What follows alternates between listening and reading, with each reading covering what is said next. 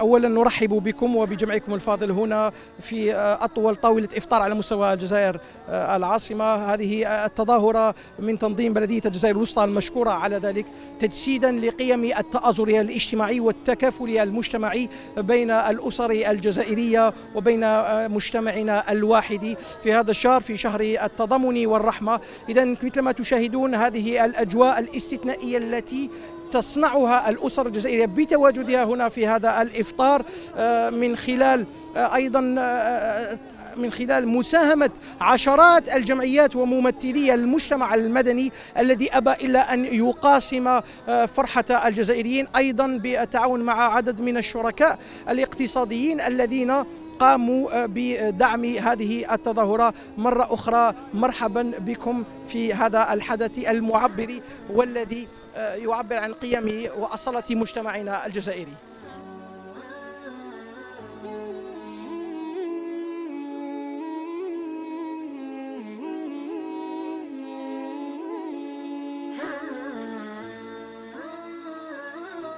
هذه المبادرة من تنظيم بلدية الجزائر الوسطى، وعلى كل هذه منذ سنوات راهي تتنظم. احنا نستحسنوها. لماذا؟